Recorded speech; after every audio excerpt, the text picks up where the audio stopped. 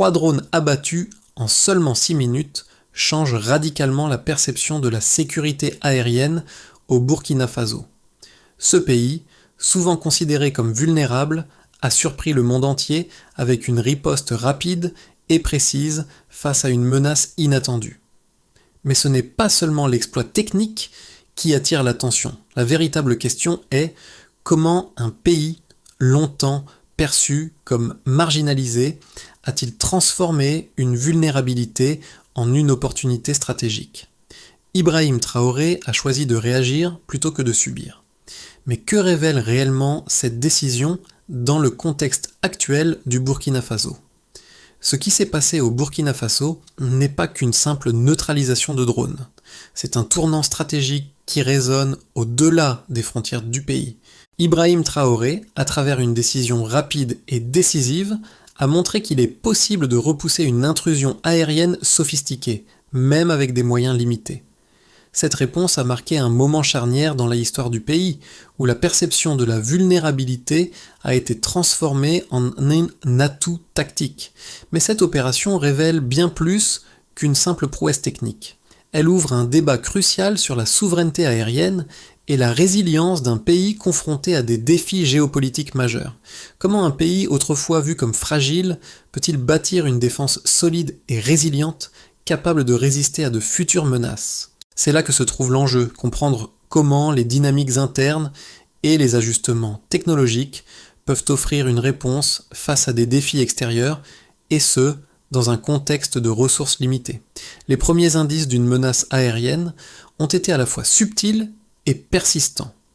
Pendant des nuits entières, des drones ont été aperçus dans le ciel burkinabé, d'abord à haute altitude, puis progressivement plus bas.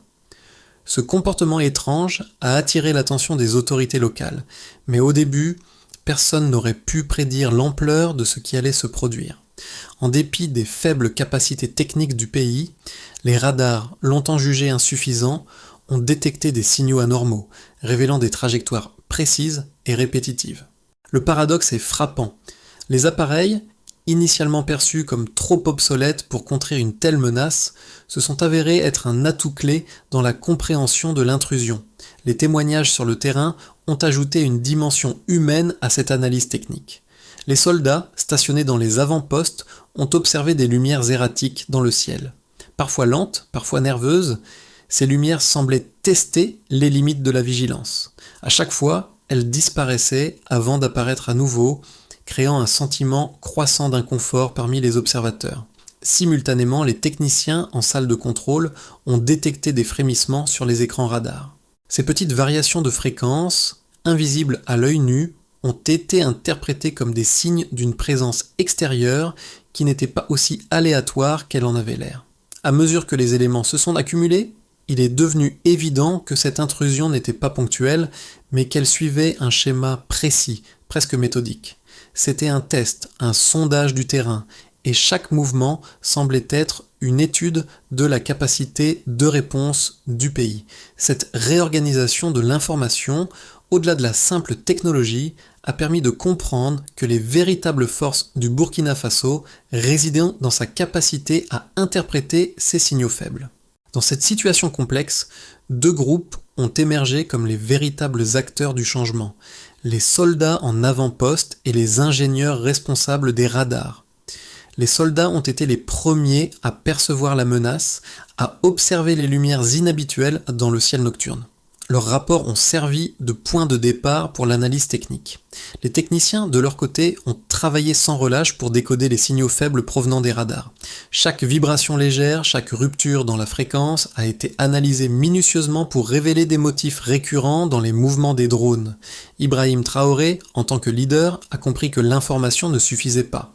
Il a rapidement réalisé que l'élément crucial de cette situation était la coordination entre ces deux groupes, les soldats sur le terrain et les techniciens dans les salles de contrôle.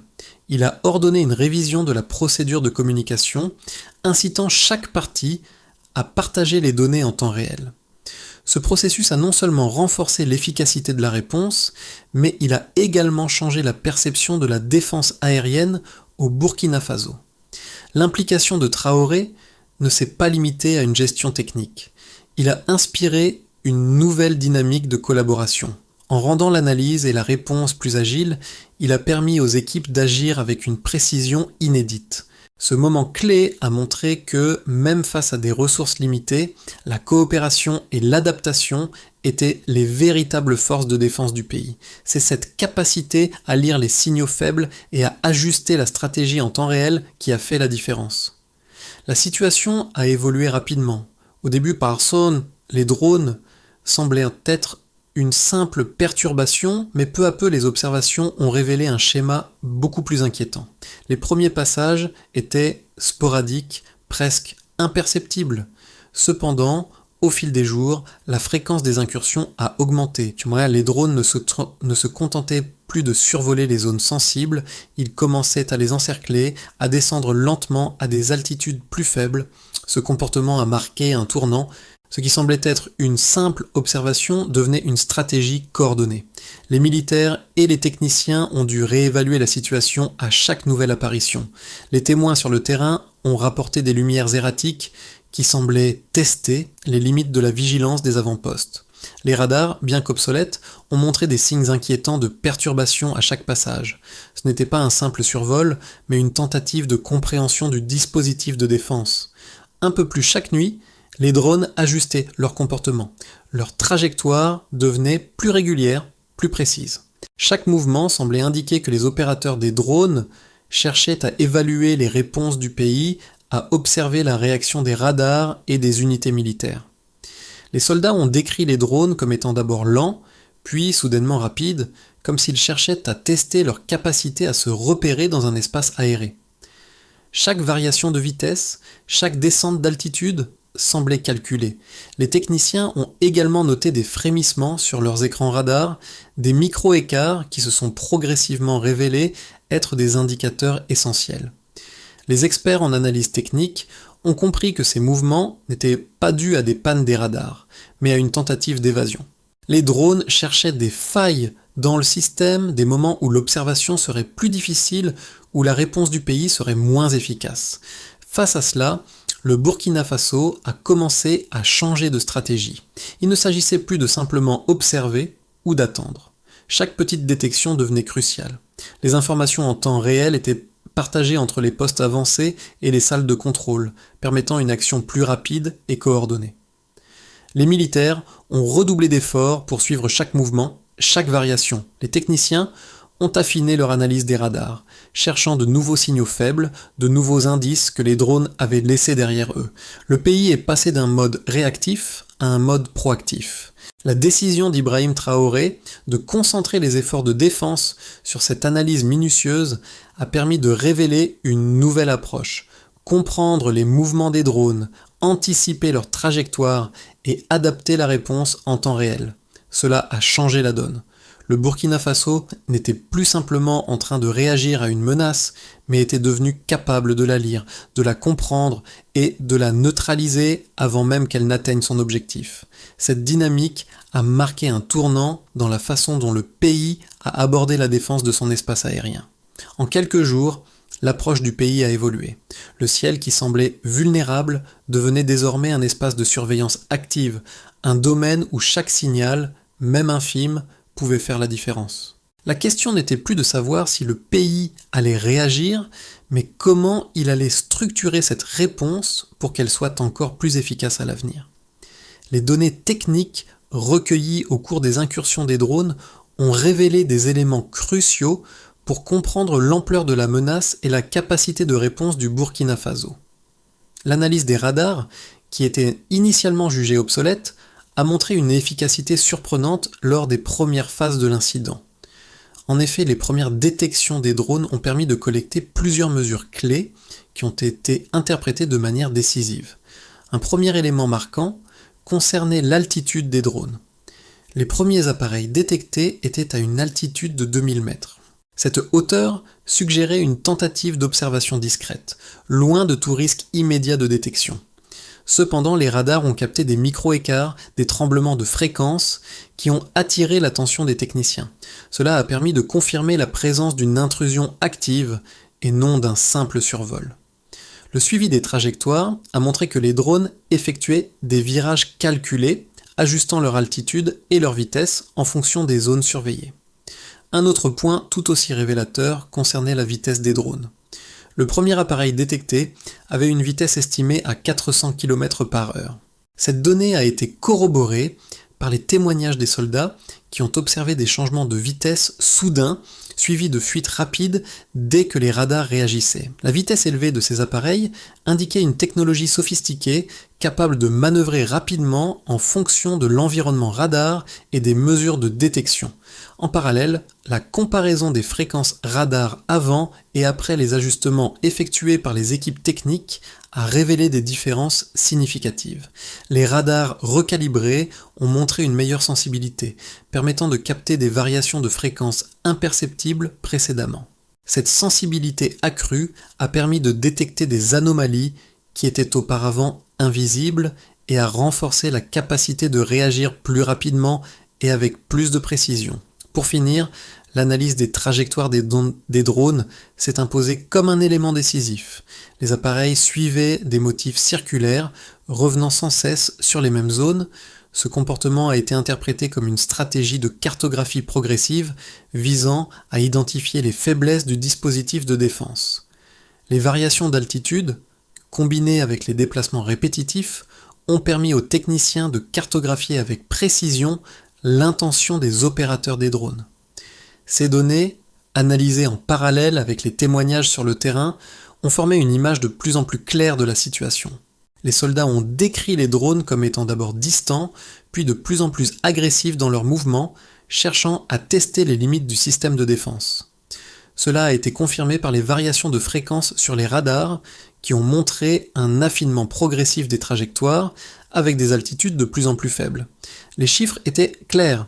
La première détection d'un drone à 2000 mètres, suivie par des descentes progressives à 1500 mètres, puis 1800 mètres, trahissait une tentative de dissimulation et de contourner les capacités de détection. Ces variations ont donné aux analystes une vue d'ensemble de la stratégie des drones et ont permis de préparer une réponse adéquate. L'analyse de la situation a rapidement mis en évidence deux points de vue opposés concernant la riposte du Burkina Faso face à l'intrusion des drones. D'un côté, certains experts ont soutenu que l'interception des 3 drones en 6 minutes ne relevait que d'une série de coïncidences favorables et non d'une montée en compétences techniques réelles.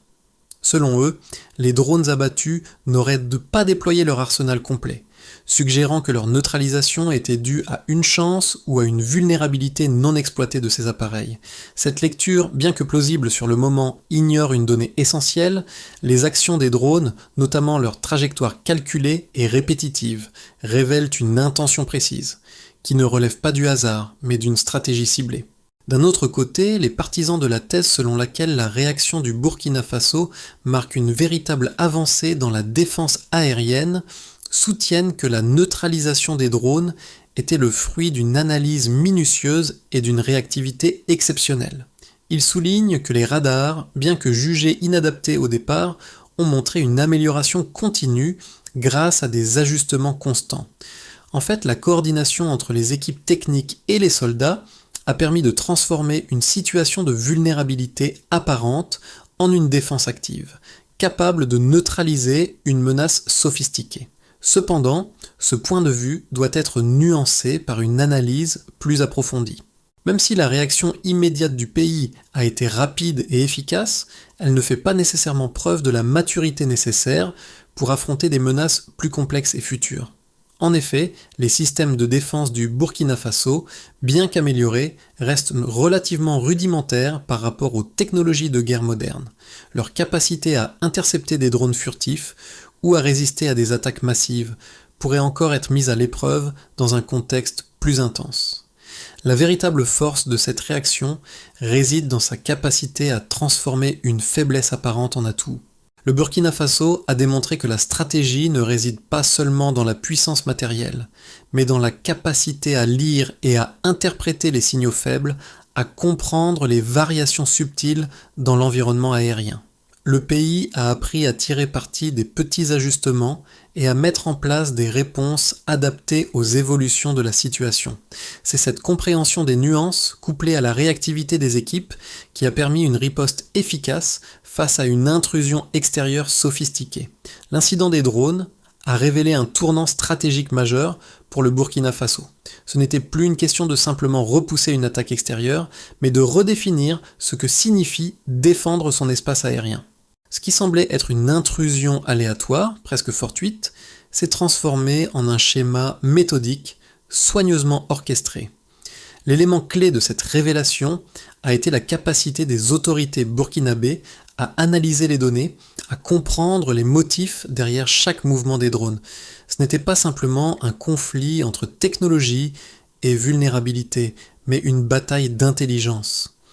Dans cette phase critique, Ibrahim Traoré a compris que le véritable enjeu ne résidait pas seulement dans la neutralisation immédiate de la menace, mais dans la transformation de la réponse en une stratégie préventive.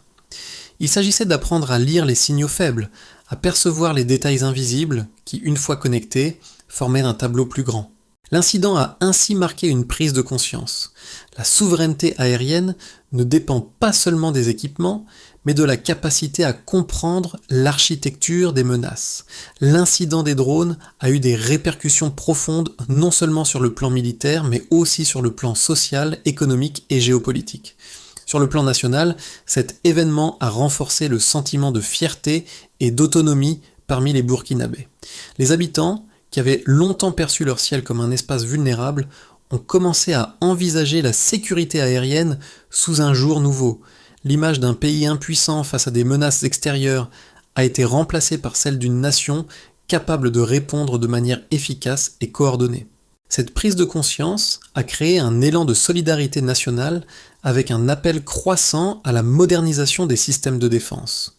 Sur le plan militaire, la neutralisation rapide des drones a eu un effet bouleversant sur la doctrine de défense du pays. Les unités militaires ont compris que leur rôle n'était pas seulement de signaler des intrusions, mais de devenir des acteurs actifs dans la défense aérienne. La collaboration entre les soldats et les ingénieurs a permis de transformer une situation de vulnérabilité en une défense dynamique. Les leçons tirées de cette expérience ont mis en lumière l'importance de la formation continue, de la coopération intersectorielle et de la capacité à réagir rapidement face à des menaces nouvelles. Du côté économique, la situation a incité les autorités à repenser la protection des infrastructures sensibles. Les zones industrielles, les axes logistiques et les zones de production, autrefois considérées comme vulnérables, ont acquis une nouvelle visibilité. L'incident a servi de signal d'alarme, incitant les responsables à prendre des mesures pour renforcer la sécurité autour de ces sites. L'idée que la souveraineté aérienne puisse être protégée, même avec des moyens limités, a encouragé une réévaluation des priorités en matière de sécurité nationale. Au niveau régional, l'incident a redéfini la manière dont les pays du Sahel perçoivent leur propre sécurité. Il a révélé que même des nations considérées comme étant en marge des grandes puissances militaires pouvaient adopter des stratégies de défense sophistiquées et réactives. Les observateurs internationaux ont noté que la neutralisation des drones n'était pas seulement un exploit technique, mais un symbole de la capacité croissante du Burkina Faso à défendre son espace aérien. Cela a conduit à un repositionnement stratégique des puissances extérieures qui ont dû ajuster leurs évaluations de la situation dans la région. Les répercussions de cet événement ont également affecté la manière dont les autres pays du Sahel envisagent la coopération en matière de défense. L'idée d'une défense partagée, d'une coopération renforcée entre les nations, a pris de l'ampleur.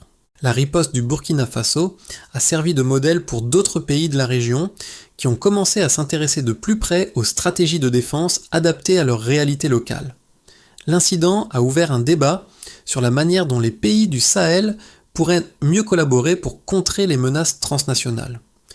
L'incident des drones et la réponse rapide du Burkina Faso ont mis en lumière plusieurs trajectoires possibles pour l'avenir du pays, chacune marquée par différents niveaux de préparation et de coopération. 3 scénarios se dessinent pour les 6 à 12 prochains mois. Dans un premier scénario, le pays continue de stabiliser ses capacités actuelles sans chercher de rupture majeure. Le recalibrage progressif des radars et l'amélioration continue des systèmes de défense permettraient d'éviter les failles importantes dans la surveillance aérienne. Ce scénario privilégierait une approche plus mesurée, fondée sur l'optimisation des ressources existantes. La coopération interne serait renforcée, notamment au niveau des forces armées et des équipes techniques, mais sans un passage à un niveau supérieur d'armement ou de technologie. Ce cadre sécuritaire, plus stable et prévisible, permettrait de renforcer la résilience du pays face à de futures menaces, mais sans grande innovation dans les capacités de défense.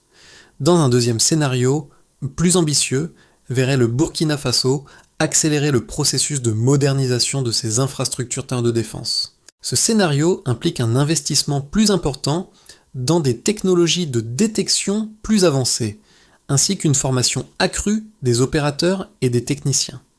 La coopération régionale pourrait également être renforcée avec la possibilité de collaboration militaire renforcée avec d'autres pays du Sahel. Ce modèle viserait à intégrer des technologies plus sophistiquées comme des drones de surveillance ou des systèmes de défense plus complexes permettant de créer un réseau de surveillance aérienne plus robuste. Ce scénario offrirait une défense plus dynamique et capable de faire face à des menaces de plus grande envergure, mais au prix d'une intensification des dépenses militaires et d'un renforcement des structures internes. Dans un troisième scénario, le pays pourrait être confronté à une pression extérieure accrue, avec l'arrivée de drones plus sophistiqués ou de nouvelles menaces aériennes. Ce scénario représenterait le défi ultime pour le Burkina Faso, qui devrait alors repenser radicalement ses stratégies de défense. La vulnérabilité face à des intrusions de plus en plus furtives pourrait obliger le pays à chercher des alliés régionaux et internationaux pour renforcer sa capacité de surveillance et d'intervention. Dans ce contexte, l'armement plus avancé et l'acquisition de technologies de pointe deviendraient incontournables. Le Burkina Faso serait forcé de repenser ses priorités en matière de défense et d'intégrer des solutions technologiques plus sophistiquées, ce qui pourrait mettre à l'épreuve les capacités financières du pays. Chaque scénario présente ses avantages et ses défis, mais tous convergent vers une même conclusion.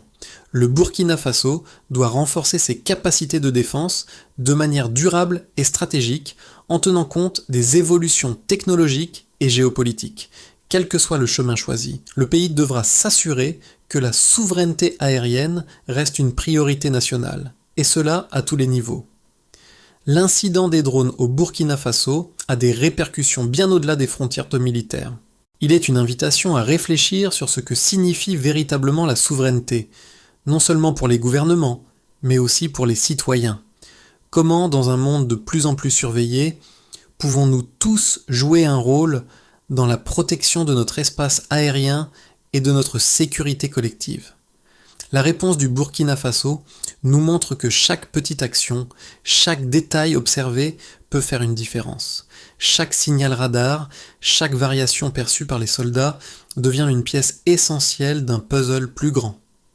Pour le citoyen moyen, cet événement nous pousse à repenser notre rapport à la technologie et à la surveillance. Si un pays avec des moyens limités peut apprendre à lire son ciel, pourquoi ne pas envisager que chacun de nous puisse aussi jouer un rôle dans cette vigilance collective? La question devient alors celle de la responsabilité partagée. Devons-nous, en tant que communauté, être plus attentifs aux signaux, aux signes de ce qui pourrait menacer notre sécurité? Et comment cela s'applique-t-il à notre quotidien?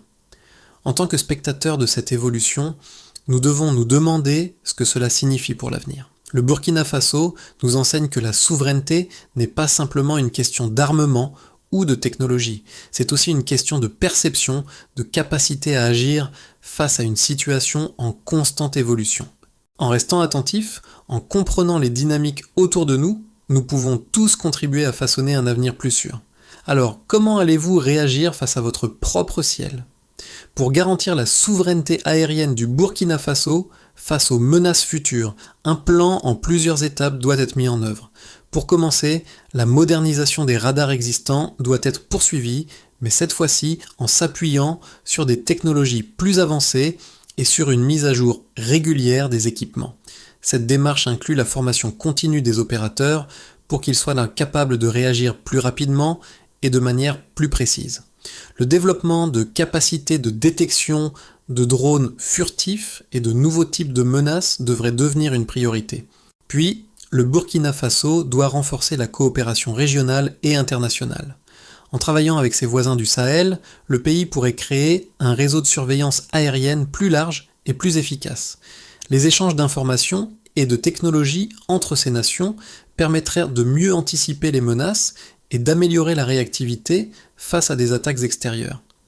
Ce réseau coopératif faciliterait également le partage des meilleures pratiques en matière de défense aérienne, contribuant à un renforcement global de la sécurité dans la région. Pour finir, il est crucial de développer une stratégie de résilience nationale. Cela passe par l'implication des communautés locales dans le processus de sécurité, en les sensibilisant aux menaces potentielles et en leur fournissant des outils pour détecter les anomalies. Des campagnes d'information et de formation devraient être organisées pour éduquer la population sur les signes précurseurs de menaces aériennes et comment réagir en cas d'incident. Cette approche intégrée renforcerait non seulement la sécurité aérienne, mais aussi la cohésion nationale face à des défis communs. En mettant en œuvre ces solutions, le Burkina Faso pourra non seulement renforcer sa défense aérienne, mais aussi se préparer à faire face à des menaces plus sophistiquées dans l'avenir. La souveraineté ne se construit pas uniquement avec des technologies avancées, mais aussi avec une stratégie collective où chaque acteur, à sa manière, contribue à la sécurité du pays. Au lendemain de l'incident des drones, le Burkina Faso n'était plus simplement un pays qui observait les menaces extérieures, mais un acteur qui avait pris les choses en main.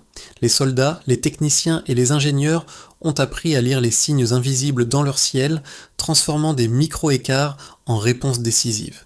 Ce moment où Ibrahim Traoré a ordonné la neutralisation des drones n'était pas simplement une victoire technique.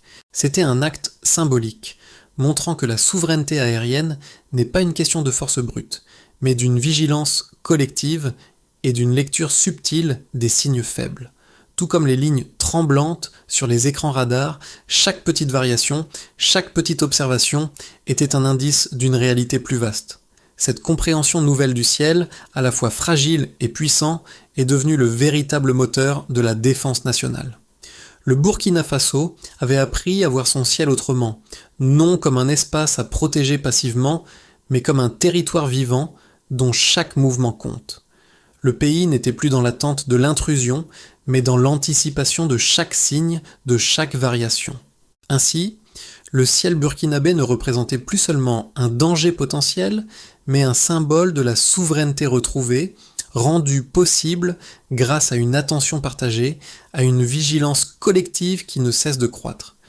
Le Burkina Faso nous rappelle que la souveraineté aérienne ne se construit pas uniquement par la puissance matérielle, mais aussi par la vigilance collective et l'engagement partagé. Cette leçon, tirée des cieux, peut résonner dans nos vies quotidiennes. Comment chacun de nous peut-il contribuer à cette vigilance, à cette prise de conscience des petits détails qui font toute la différence? Peut-être est-il temps de repenser notre rôle dans la sécurité, de réfléchir à ce que nous pouvons observer, à ce que nous pouvons anticiper. En fin de compte, la souveraineté, qu'elle soit nationale ou individuelle, repose sur la capacité à lire les signes invisibles qui nous entourent, à ne pas attendre la menace, mais à comprendre les signaux avant qu'ils ne deviennent visibles. Et vous, comment interprétez-vous les signaux autour de vous? Êtes-vous prêt à participer à cette vigilance collective, à protéger ce qui vous appartient, à défendre votre ciel? N'oubliez pas, la véritable force réside dans la capacité à observer et à comprendre avant d'agir.